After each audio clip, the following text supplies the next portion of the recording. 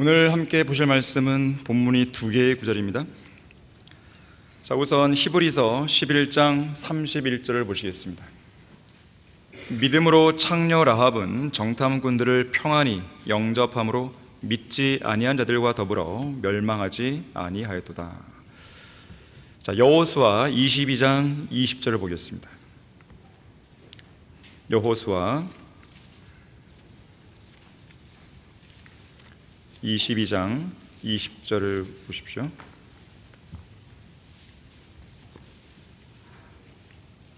세라의 아들 아칸이 저주를 받은 물건으로 범죄하여 진노가 이스라엘 온 회중에 떨어지지 아니하였느냐? 그의 죄악으로 멸망한 사람이 그 사람만은 아니었니라고 하더라 하니라. 자, 말씀을 위해 다 같이 기도하시겠습니다. 고마우신 아버지 하나님, 저희들의 생을 주관해 주시고 생명의 호흡을 허락해 주셨으며 이 시간 영과 진리로 경배를 드릴 수 있는 소중한 특권을 누리게 해주셔서 감사드립니다. 주님께서는 마땅히 모든 찬양과 영광과 존귀를 받으시기에 합당하신 위대하신 하나님이십니다. 이 시간 저희들의 마음을 주님 한 분만으로 가득 채워주시고 이 시간 선포되는 말씀으로 우리의 마음을 변화시켜 주십시오.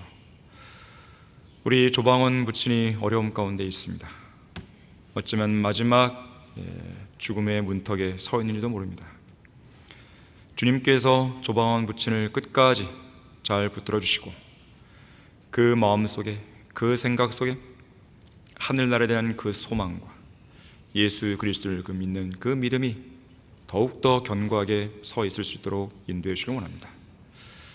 장문준이 형제도 속히 주님의 능력으로 치유시켜 주셔서 속히 잘 회복되어서 정상적인 사역으로 복귀할 수 있도록 도와주시길 원합니다.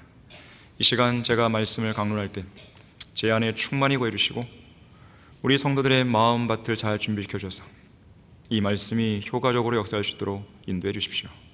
마귀의 공격을 막아주십시오. 주 예수 그리스도 이름으로 기도했습니다. 아멘. 설교 제목은 당신은 라합인가 아칸인가, 당신은 라합인가 아칸인가, 이 제목으로 설교하겠습니다. 성경에는 죽음을 앞둔 마지막 생사의 갈림길에서 그것도 3시간이라고 하는 아주 짧은 순간에 운명이 완전히 엇갈린 두 사람이 나오죠. 예수 그리스도께서 인류의 구속을 위해 십자가에 못 박혀 죽으셨을 때 자기들의 죄 때문에 양옆에 못 박혀 죽은 두 강도가 그랬습니다. 두 사람 모두 처음에는 예수님을 욕했어요. 조롱했어요. 비웃었습니다. 하지만 한 강도는 중간에 회개해서 낙원을 약속받았고 다른 강도는 계속 조롱하다가 지옥으로 떨어졌습니다. 두 사람 모두 예수 그리스도의 머리 위쪽에 이 사람은 유대인의 왕이라고 쓴 명패를 읽었습니다. 그걸 봤어요. 하지만 한 강도는 그 문구를 믿고 자신의 혼을 예수님께 의탁한 반면 다른 강도는 그 문구를 끝까지 완고한 마음으로 거부하다가 자신의 혼을 지옥으로 밀어넣었습니다. 이 시대도 마찬가지죠. 두 사람 모두 극악한 죄인이지만 한 사람은 자신이 아주 무가치한 죄인임을 인정하는 반면에 다른 사람은 여전히 자기가 더럽고 추악하고 가증한 죄인임을 인정하지 않습니다. 두 사람 다 예수 그리스도의 복음을 들었어요. 하지만 한 사람은 그 복음을 믿고 예수님을 영접해서 구원받은 반면에 다른 한 사람은 완고한 마음으로 굳은 목으로 그 복음을 끝까지 거부하다가 자신의 혼을 영원한 불못으로 밀어넣는 것이죠. 옛날에 사이가 아주 좋은 두 친구가 있었습니다. 어느 조용한 저녁 두 친구는 강둑을 거들며 서로의 앞날에 관해 이야기를 주고받았습니다. 조금 가다 보니까 갈림길이 나왔어요. 한쪽 길은 강둑을 따라 계속 이어지는 길이었습니다. 주위에는 풍성한 과수원도 있고 산책하기 아주 좋은 넓은 길이었습니다. 다른 쪽 길은 언덕 위로 이어진 좁은 길이었는데 언덕 위에 보니까 반짝이는 작은 불빛이 보였습니다. 너무나 친했던 두 친구는 가고자 하는 일이 서로 달랐기 때문에 너무나 아쉽지만 이곳 갈림길에서 헤어져야 했습니다. 그 중에 한 친구는 평탄하고 좋아 보이는 강둑을 따라 계속 걸어갔습니다. 자기 말을 듣지 않은 친구를 원망하면서 말입니다. 길을 가다가 길 옆 과수원에 과일이 주렁주렁 달린 것이 보였습니다. 과일을 먹고 싶은 충동이 생겼어요. 몰래 기어 들어가서 과일을 땄어요. 가슴이 두근거렸습니다. 하지만 맛을 보니 보통 때 먹던 것보다는 확실히 다른 기분이었습니다. 이 일 이후로 이 친구는 훔치는 일에 흥미를 느끼기 시작했어요. 갖고 싶은 충동이 생기면 마음대로 다 훔칩니다. 그러다 어느 날 어떤 집에 들어가서 귀한 물건을 훔치다가 주인에게 들켰고 몸싸움 끝에 그 주인을 살해하고 말았습니다. 결국 경찰에게 붙잡힌 그는 사형 선고를 받았고 죽을 날만 기다리는 신세가 되었습니다. 자, 그런데 사형을 얼마 앞두지 않은 어느 날 감옥 안으로 신문 한 장이 배달이 됩니다. 그때 그 신문 한 장을 통해 이 사람은 충격을 받게 되는 거예요. 왜냐하면 수십 년 전 그날 저녁 바로 그 갈림길에서 헤어졌던 그 친구에 관한 기사가 실려 있었기 때문에 그렇습니다. 좁은 길을 따라 언덕 위로 올라갔던 그 친구가 바라보고 간 불빛은 조그마한 교회 예배당이었어요. 그날 그는 거기서 예수 그리스도를 구주로 영접하게 되었습니다. 이후 그의 인생은 완전히 바뀝니다. 열심히 공부해서 교수가 되었고, 나중에는 대학 총장이 되었고, 나중에는 하원 의원이 되었다가 결국 상원 의원까지 가게 됩니다. 그리고 그날 감옥에서 이 친구가 봤던 그 신문에는 그날 헤어졌던 바로 그 친구가 오늘 미국을 책임지는 제20대 대통령이 되었다는 기사가 실려 있었던 것이죠. 하지만 더 중요한 것은 생사의 갈림길에서 한 친구는 하늘나라에 가게 되었다는 것이고 한 친구는 지옥으로 가게 되었다는 것이죠. 자, 오늘 설교의 핵심 인물인 두 사람, 라합과 아칸, 이 두 사람의 마지막 결말을 보게 되면 가나안 정복 전쟁의 첫 전투인 여리코 전투를 전후해서 한 사람은 복을 받았고 한 사람은 저주를 받았다는 것을 알게 돼요. 자, 상황과 조건을 보게 되면 언약의 백성인 이스라엘 민족에 속한 아칸이 훨씬 더 유리했습니다. 오히려 그는 유리한 상황에도 불구하고 저주의 길로 빠져들었어요. 그러나 저주받은 여리코 성읍의 출신이자 창녀로서 여러모로 보다 더 불리했던 라합은 기적적으로 복의 길로 들어왔어요. 오늘 두 개의 본문을 통해 비교해봐도 알 수 있듯이 라합은 믿지 아니한 자들과 더불어 멸망하지 아니했다고 말씀하고 있고요, 아칸은 그의 죄악 때문에 자기 자신은 물론 다른 사람들까지도 멸망하게 만들었다고 말씀합니다. 과연 무엇이 두 사람의 운명을 이렇게 정반대로 바꿔놓은 것입니다. 여러분은 라합입니까? 아니면 아칸입니까? 첫 번째로, 라합은 저주받은 성읍을 버렸고 아칸은 저주받은 물건을 취했습니다. 창녀 라합의 집은 어디에 있었습니까? 여리코 성읍의 성벽 위에 있었어요. 자, 이것은 여리코 성읍이 어떤 성읍인지를 우리에게 잘 보여주는 대목입니다. 보통 창녀들이 일하고 있는 홍등가는 어떻습니까? 어두운 뒷골목에 위치하는 게 보통이죠. 하지만 여리코 성읍의 경우에는 어느 누구라도 잘 볼 수 있는 공개적인 위치, 가장 높은 곳인 성벽 위에 자리를 잡고 있었던 것이죠. 여리코는 소돔처럼 타락한 도시였습니다. 환락과 광란의 도시였습니다. 하나님께서 완전히 진멸시킬 만큼 저주받은 도시였습니다. 특히 라합은 저주받은 함족 출신이었죠. 가나안 종교를 믿는 이방인이었습니다. 더군다나 창녀였습니다. 율법에 따르면 창녀짓은 가증한 범죄였기 때문에 창녀 라합은 어느 누구보다도 가장 먼저 멸망당했어야 할 저주받은 죄인이었던 거예요. 실제로 하나님께서는 죄악이 가득 찬 이 여리코를 멸망시키기로 결정하셨고 그 안에는 창녀 라합도 포함되어 있었어요.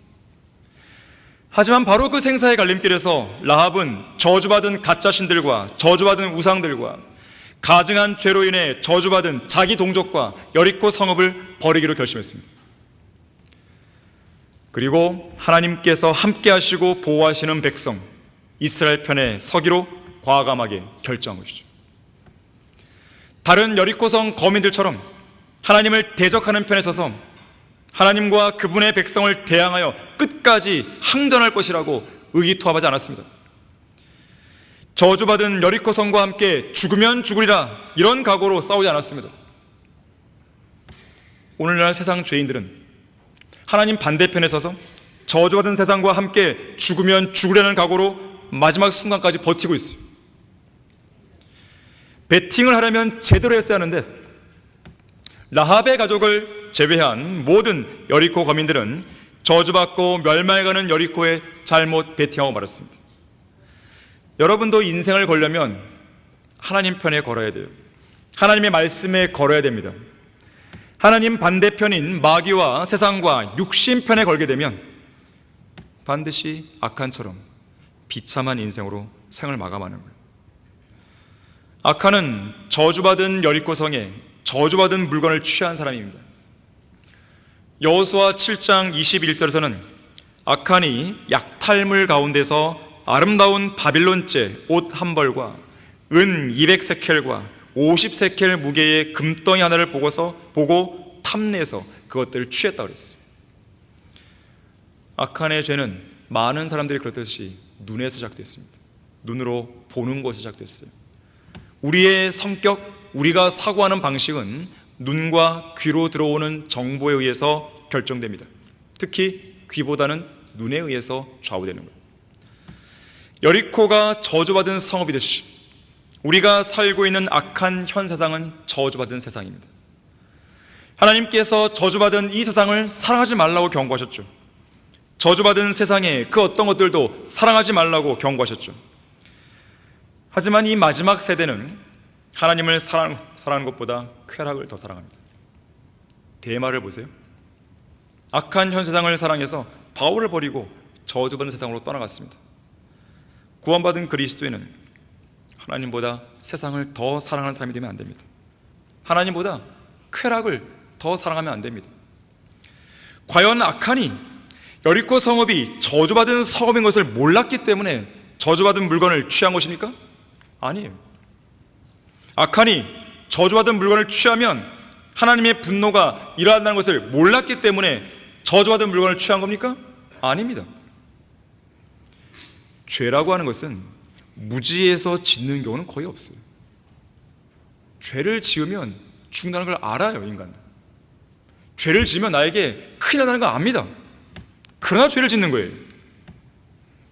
죄의 삭은 사망이라는 하나님의 엄중한 경고를 몰라서가 아닙니다. 그러한 경고를 무시하면서 죄를 짓는 거예요. 하나님을 사랑해야 한다는 것을 몰라서가 아니라 쾌락을 사랑하는 육신의 욕구가 너무 강해서 죄를 짓는 거예요.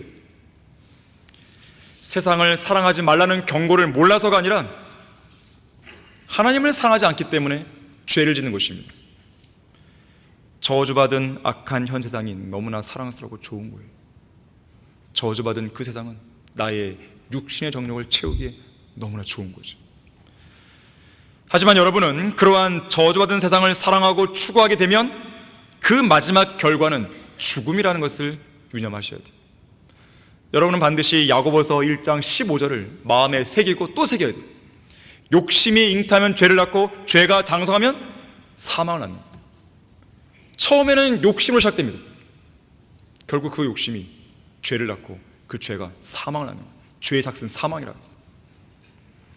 아칸이 그의 눈으로 저주받은 물건을 보고 탐냈을 때 그의 최후는 다름 아닌 죽음이었어요. 아칸의 죄가 아칸을 죽음으로 내몬 것입니다. 여러분은 라합입니까? 아니면 아칸입니까?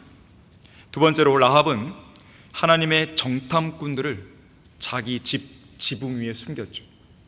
반면에 아칸은 저주받은 약탈물을 장막에 감췄습니다. 인간의 몸은 집이고 장막이죠. 여러분의 몸 안쪽, 곧 여러분의 마음 속에는 무엇이 들어있습니까? 무엇이 감춰져 있습니까? 과연 여러분의 마음 속에는 무엇이 꽉 차져 있습니까? 하나님의 사람들입니까? 아니면 저주받은 물건들입니까? 하나님께서 보내신 정탐꾼들과 같은 사람들입니까? 아니면 마귀가 미혹하기 위해 내민 세상 정욕입니까? 하나님의 사람들이 전파하는 하나님의 말씀들입니까? 아니면 저주받은 세상의 생활 방식과 가치관과 유행과 세상 풍조입니까?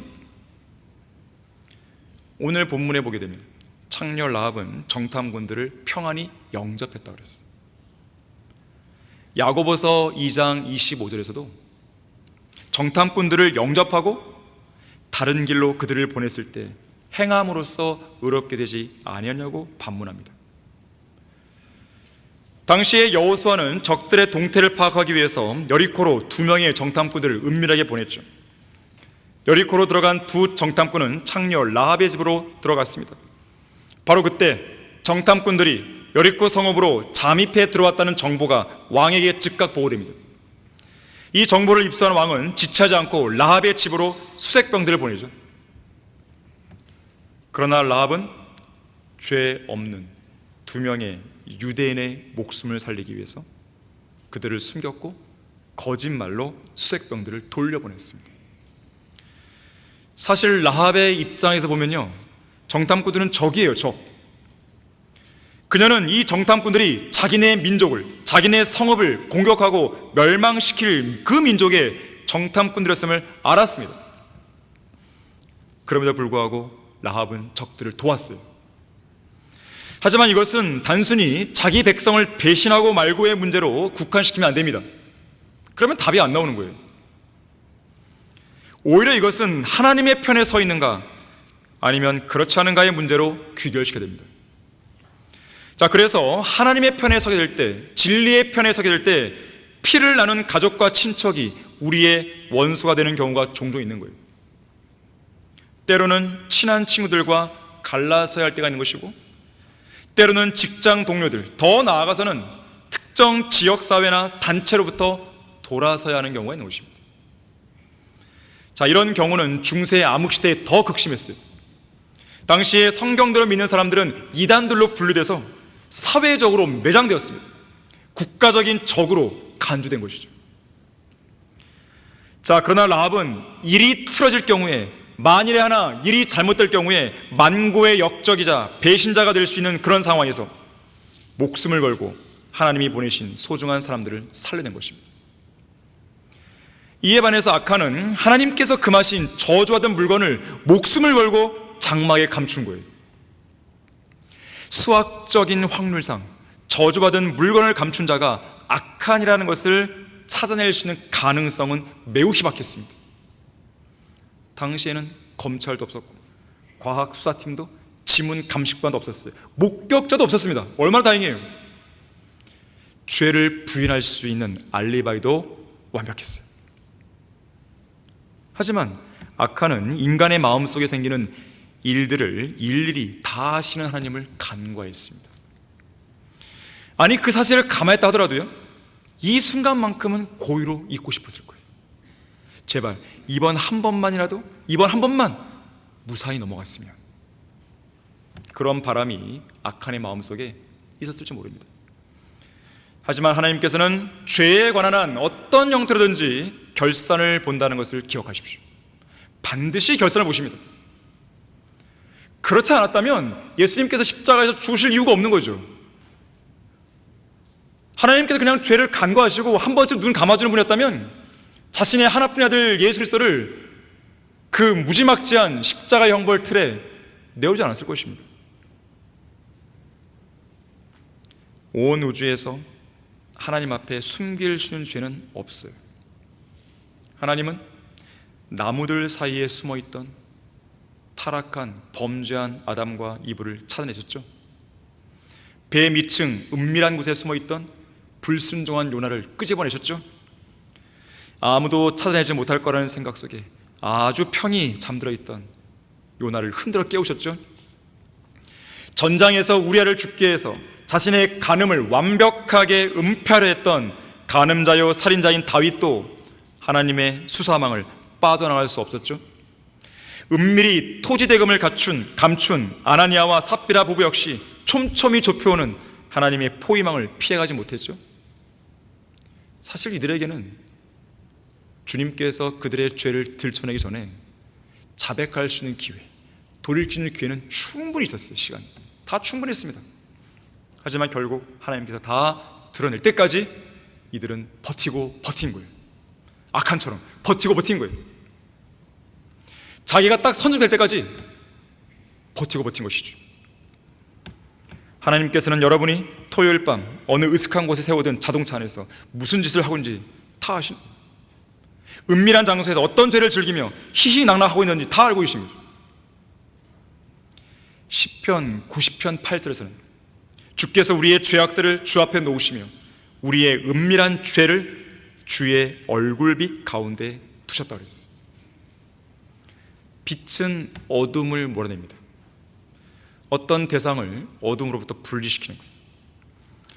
빛은 그 자체로서 숨겨질 수 없기 때문에 누구나 그 빛을 볼 수 있고요, 또한 어떤 비밀스러운 일도 공개적으로 드러나게 됩니다. 숨길 수 없어요. 숨긴다 한들 하나님은 반드시 드러내십니다. 이처럼 모든 죄를 드러내시는 빛이신 하나님께서는 저주받은 물건을 통해 범죄한 그 악한을 수백만 명의 이스라엘 백성 중에서 이 핀셋 검열, 쪽집게 검열, 이걸 통해서 정확하게 악한을 뽑아내신 것이죠. 여러분은 라합입니까? 악한입니까? 세 번째로, 라합은 하나님의 위대한 역사를 믿고 하나님을 두려워했지만 악한은 하나님의 명령을 우습게 여기고 거역한 거죠. 오늘 본문에서 창녀 라합이 청탐꾼들을 평안히 영접했을 때 앞에 하나가 나오죠. 믿음으로 했다 그랬어요. 믿음으로. 당시 라합은 하나님께로 회심한 거예요. 그녀는 더 이상 여리코 성읍의 거짓 신들을 믿고 섬기며 따를 이유가 없었습니다. 이제는 주 하나님께로 돌아섬으로써 물리적으로든 영적으로든 구원을 받게 된 것이죠. 물론 라합이 구원받은 방법은 오늘날 교회 시대 성도들, 우리가 구원받는 방법과 똑같지는 않습니다. 라합은 믿음과 행위를 통해 구원받았지만 우리는 오직 믿음으로만 구원받죠. 믿음의 내용 자체도 다르죠. 라합은 우리처럼 예수 그리스도의 피를 통한 구속 사역을 믿은 게 아니에요. 아니, 라합이 주홍실 그 벽에 내렸잖아요. 주홍실은 예수 그리스도 피 예표하는 거 아닙니까? 라합도 예수님의 피를 보고 구원받은 겁니다. 그건 예표죠, 예표. 그 예표는 신약이 있어야 의미가 있는 거예요. 라합이 주홍실 내리면서 이것은 예수님의 피야 이랬을까요? 어느도 그렇게 안 했습니다. 라합이 믿은 건 이거였어요. 자, 여호수아 2장 9절 보겠습니다.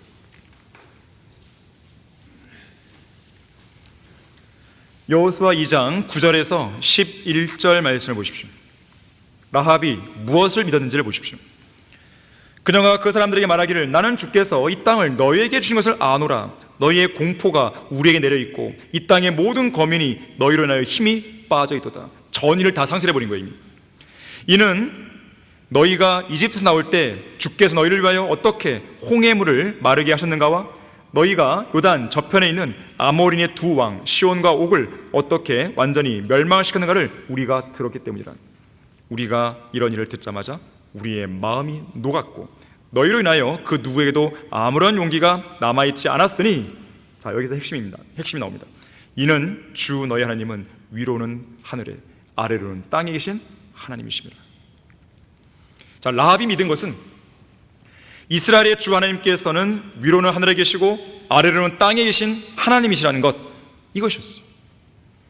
다시 말해서 이스라엘을 이집트에서 구속하신 분, 홍해의 물을 마르게 하신 분, 아모린의 두 왕을 완전히 멸망시킨 위대하신 하나님을 알았고 들었고 알았고 믿은 거죠. 자, 이러한 믿음 속에서 라합은 하나님을 두려워한 것입니다. 분명 창녀 라합은 말합니다. 우리의 마음이 녹았고 너희로 인하여 그 누구에게도 아무런 용기가 남아있지 않았으니 이는 주 너희 하나님은 위로는 하늘에 아래로는 땅에 계신 하나님이시라. 하나님을 향한 두려움은 좋은 두려움입니다. 건전한 두려움이에요. 마땅히 가져야 할 두려움입니다. 반드시 가져야 되는 두려움이에요. 그리고 그 두려움은 많은 유익을 주는 두려움입니다. 특히나 하나님을 두려워하는 것은 지혜의 시작이죠. 창녀 라합은 저주받은 여리코 성읍에서 멸망하지 않을 수 있는 그 지혜를 얻은 것이죠. 하나님을 두려워했더니 그 지혜를 얻은 것이에요. 잠언 14장 26절에서는 주를 두려워하는 것에는 견고한 신뢰가 있으니 그의 자녀들에게는 피난처가 있다 그랬어요. 실제로 여리고 성벽이 무너지는 날 전능하신 하나님께서는 그분을 두려워하는 라합과 그녀의 가족들을 그녀의 집안에서 보호해 주셨죠. 다시 말해서 반드시 무너졌어야 하는 성벽 위에 라합의 집을 여리고 성읍 안에 있는 그 어떤 곳보다도 가장 견고한 신뢰요, 가장 안전한 피난처로 바꾸신 거예요. 또 잠언 10장 27절에서는 주를 두려워하면 장수하는 해와 악인의 연수는 짧아진다 그랬죠. 라합은 여리고 성읍이 멸망하는 그 최후의 날에 전능하신 하나님의 능력 안에서 보호받아 생명을 연장시킬 수 있었죠. 반면에 다른 여리고 거민들은 더 오래 살 수 있는 생명을 더 빠르게 단축시키고 말았죠. 악한 역시나 그의 생명을 빠르게 단축시키고 말았습니다. 주된 이유가 무엇입니까? 저주받은 물건을 취하지 말라고 경고하신 하나님을 두려워하지 않은 거예요. 하나님의 말씀을 멸시한 것입니다. 하나님을 두려워하는 사람의 참된 표식은 하나님의 명령을 지키는 거예요. 동시에 하나님을 사랑하는 사람의 참된 표식도 하나님의 명령을 지키는 것이에요. 자, 그래서 하나님을 사랑하고 동시에 하나님을 두려워하는 사람은 하나님의 말씀을 반드시 지킵니다. 자, 우리는 하나님을 사랑하게만 할 것이 아니라 하나님을 두려워하기도 해야 됩니다. 왜냐하면 하나님의 속성은 사랑만 있는 것이 아니라 두려움도 있기 때문에 그런 거예요. 균형 잡힌 속성을 가지신 분이 하나님이십니다. 마찬가지로 우리도 균형 잡힌 마음과 믿음으로 하나님을 대할 수 있는 것이에요. 그렇게 하는 사람은 말씀을 지킵니다. 명령을 지키는 거예요. 내가 사랑하니까 명령을 지키는 거예요. 내가 두려우니까 명령을 지키는 거예요. 사랑과 두려움은 반대 개념이 아닙니다. 연결되어 있는 것이에요. 내가 하나님을 두려워하니까 사랑하는 거예요. 내가 또 사랑하니까 두려워하는 거예요. 사람들은 하나님은 사랑의 대상이지 두려움의 대상이 아니라고 말합니다. 그건 하나님을 잘 모르고 하는 말이에요. 두려움과 사랑은 연결되어 있는 것입니다. 하나님의 명령을 지키지 않는 것은 하나님을 두려워하지 않는다는 강력한 증거예요. 러크만 목사님은 이렇게 말했습니다. 우리는 진토로 돌아갈 진토이고 재로 돌아갈 재이다. 우리는 누구나 흔들리다가 다리가 흔들리죠.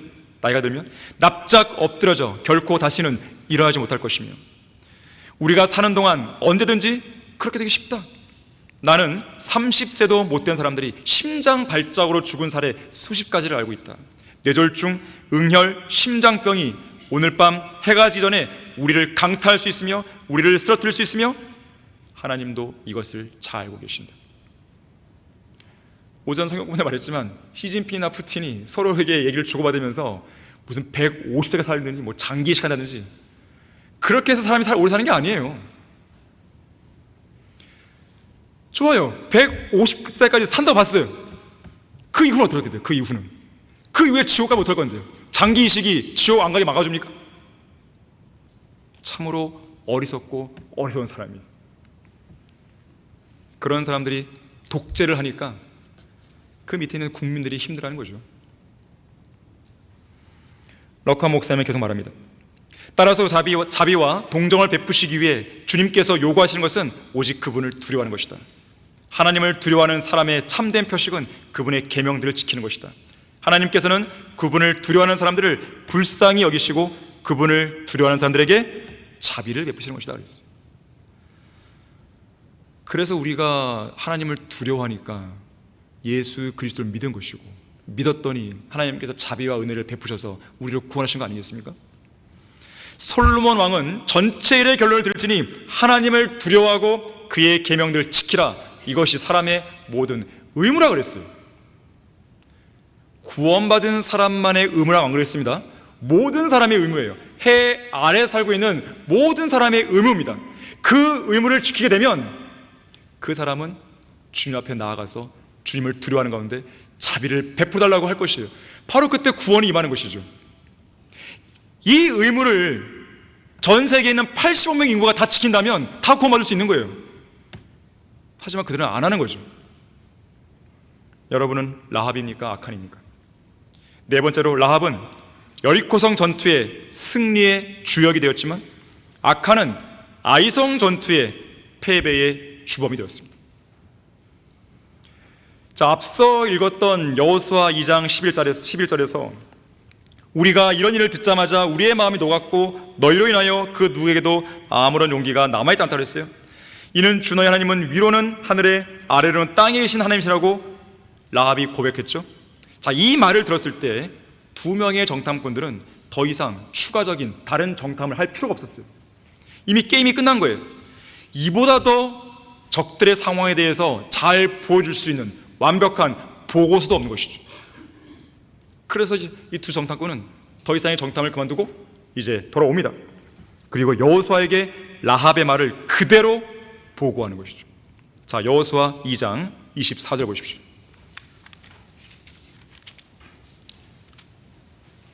그들이 여호수아에게 말하기를 참으로 주께서 그 땅 모두를 우리의 손에 넘겨주셨으니 그 땅의 모든 거민들마저도 우리로 인하여 힘이 빠졌나이다 하더라.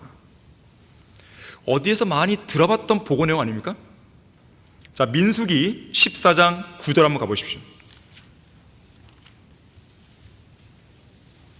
민수기 14장 9절을 보시면 오직 너희는 주를 거역하지 말며 또한 너희는 그 땅의 백성을 두려워하지 말라. 그들은 우리의 밥이요 그들의 보호자는 그들에게서 떠났으나 주께서는 우리와 함께 계시니 그들을 두려워 말라 하니라. 40여 년 전 카데스 바네아에서 12명의 정탐꾼이 가나안 땅을 정탐하고 돌아오죠. 그 중에 10명의 정탐꾼은 나쁜 보고를 합니다. 악한 보고를 합니다. 그러자 백성들이 두려워 떠는 거죠.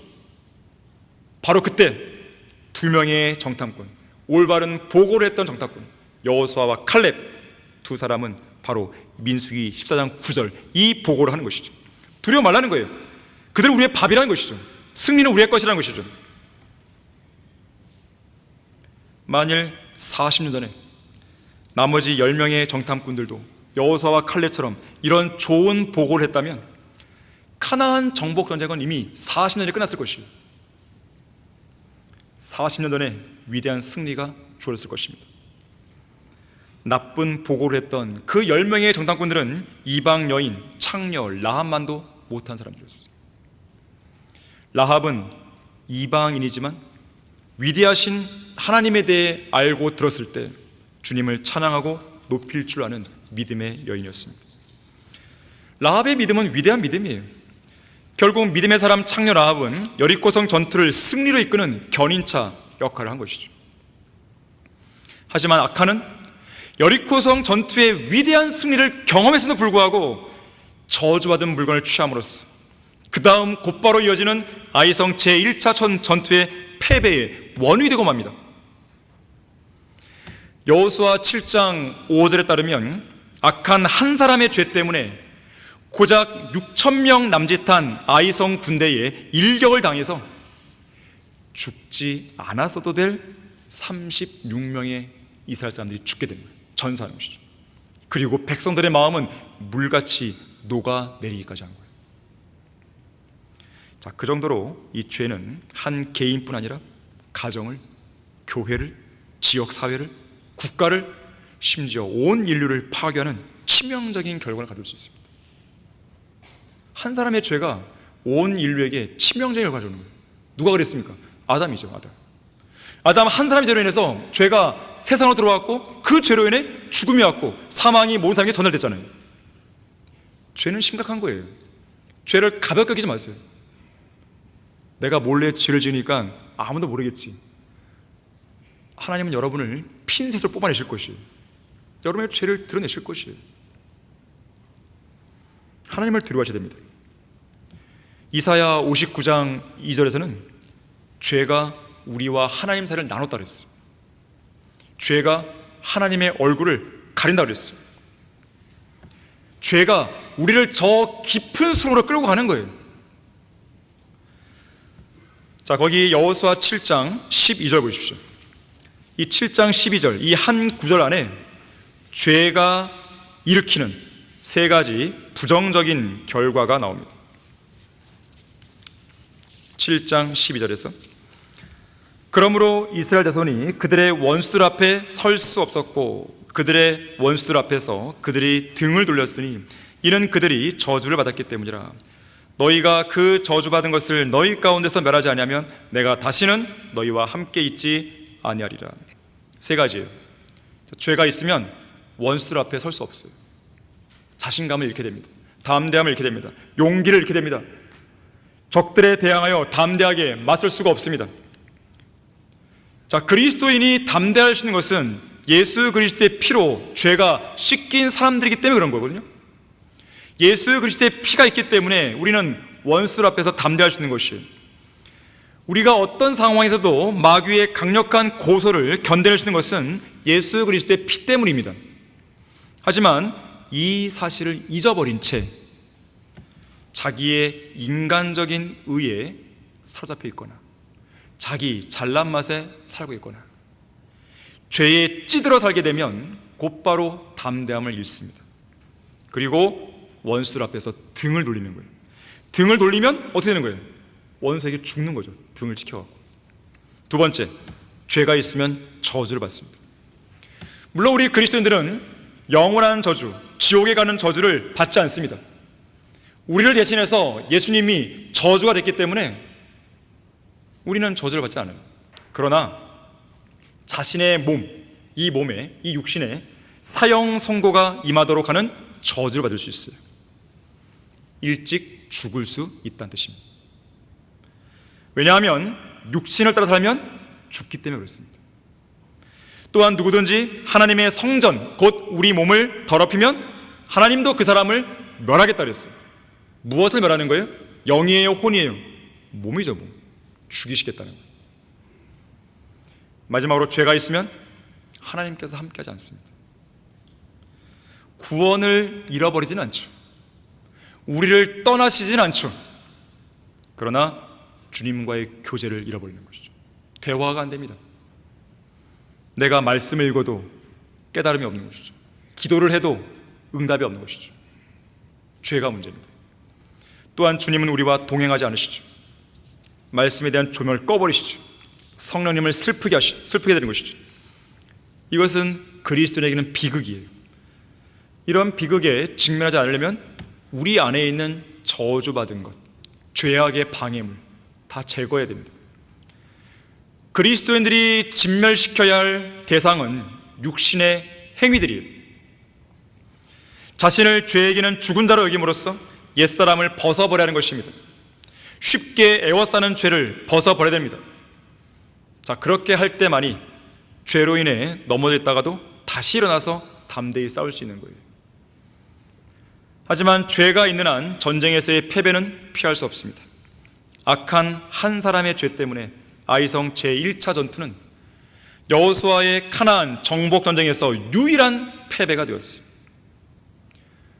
악한이란 이름의 뜻은 괴롭히는 자입니다. 그 죄로 인해서 자기 자신과 가족을 괴롭혔고 이스라엘 민족 전체를 괴롭게 만든 거죠. 악한 한 사람의 죄로 인해서 하나님의 분노가 백성들 전체를 향해 일어났기 때문에 이스라엘 전체가 괴로움을 당한 것입니다. 여러분은 결코 악한과 같은 그런 사람이 되어서는 안 됩니다. 여러분은 라합입니까? 악한입니까? 마지막 다섯 번째로, 라합은 복을 받아 메시아 왕의 계보에 들었습니다. 하지만 악한은 이스라엘 회중에서 떨어져 나갔어요. 자비로우신 하나님께서는 믿음의 여인 라합에게는 복을 내려주셨는데요. 우선 저주받은 여리코 성읍이 무너질 때 라합과 그녀의 가족이 멸망으로부터 구원받았죠. 그뿐 아니라 라합은 다윗 왕의 고조 할머니가 됩니다. 고조 할머니. 그러면서 메시아이신 예수 그리스도의 계보에 들어가는 큰 영예를 얻게 돼요. 당대 이방의 창녀였던 라합은 하나님의 정탐꾼들을 영접하고 보호하는 믿음의 행위를 통해서 믿음의 사람으로 인정받게 된 거예요. 최악의 죄인에서 큰 영예를 얻은 의인이 된 것이죠. 그녀의 믿음 있는 행위를 통해서 라합은 엄청난 보상을 받은 것이죠. 믿음이 없이는 하나님을 기쁘시게 할 수 없나니 하나님께 나아간 자는 그분이 존재하시는 것과 그분이 자기를 열심히 선자들에게 보상하는 분이심을 마땅히 믿어야 한다고 했습니다. 여리고 성이 무너지는 날 이스라엘 군대가 성읍 주위를 7번 돌며 행진할 때 한 창문에 내려진 주홍색 줄이 유독 눈에 띄었겠죠.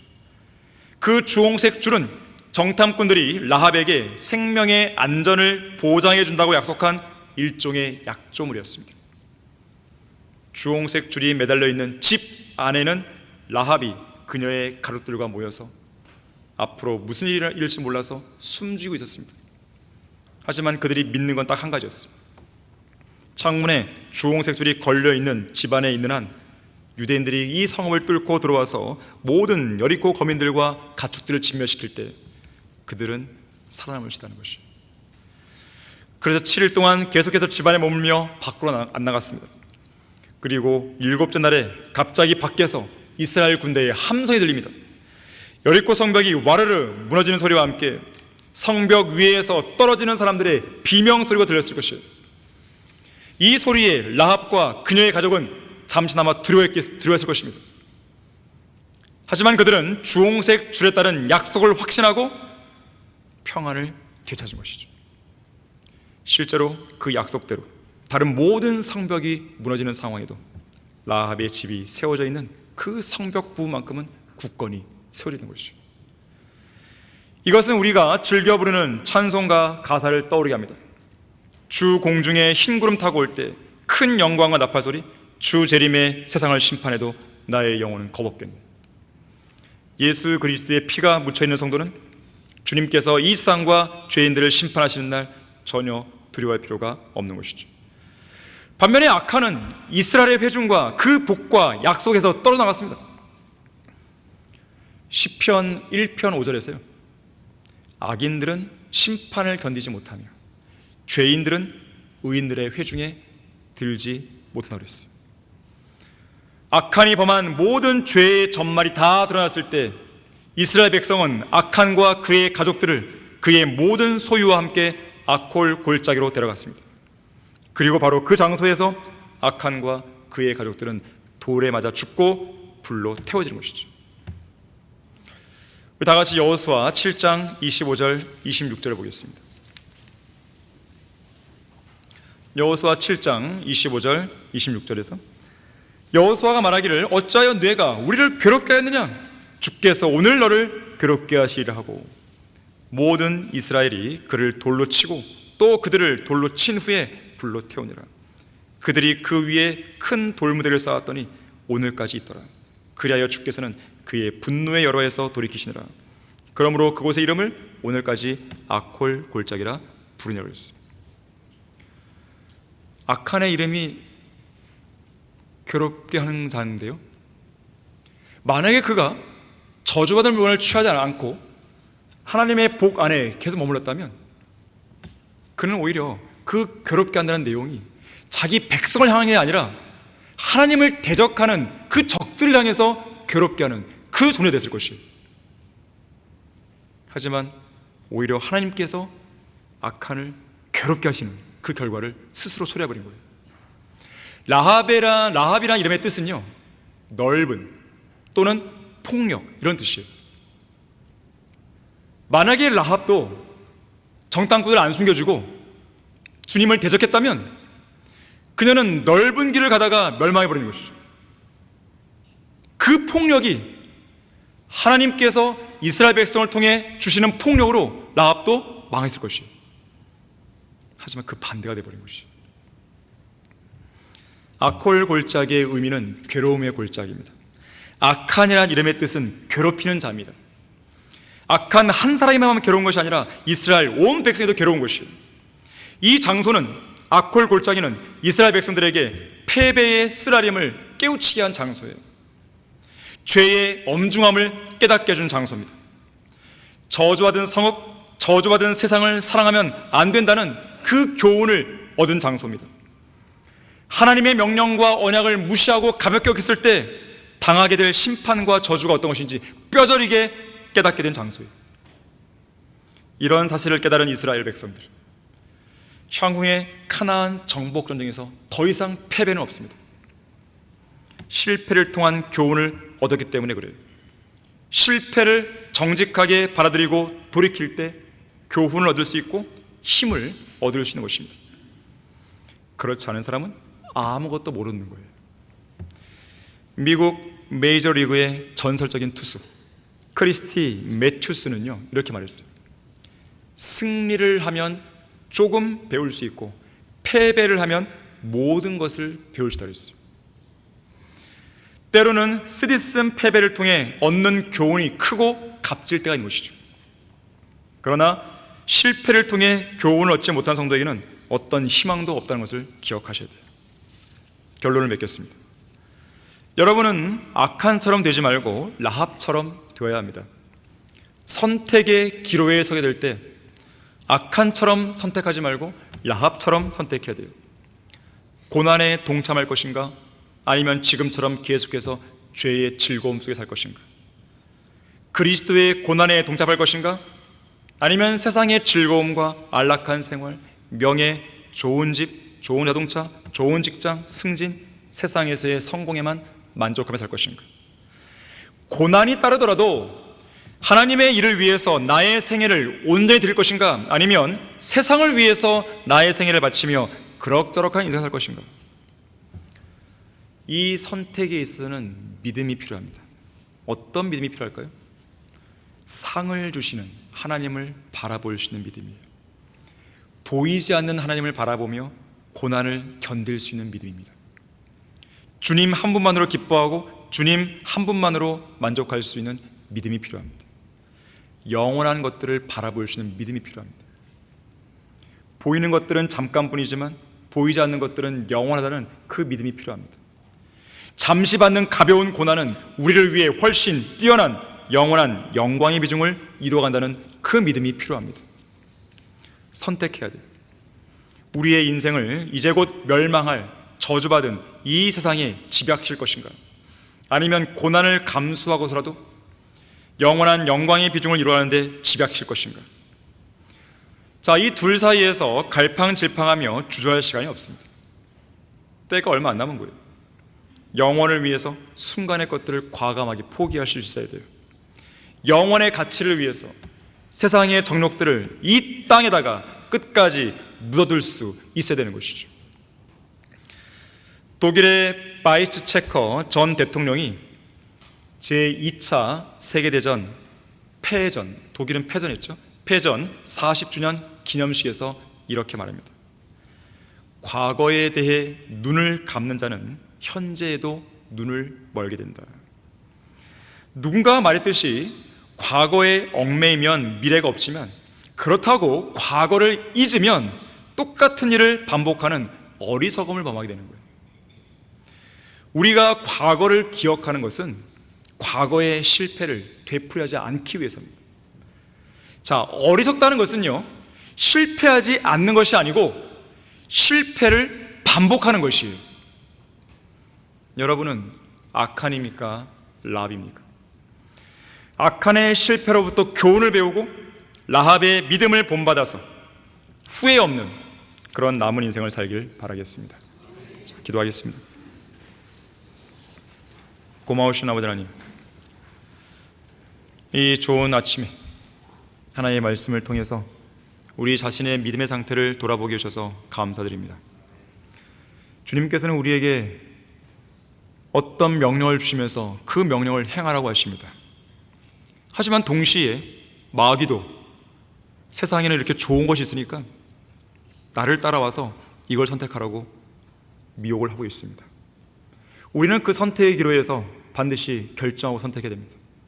우리는 지금까지 수많은 선택을 해왔고 그 선택 속에서 오늘날 우리는 열매를 거두고 있습니다.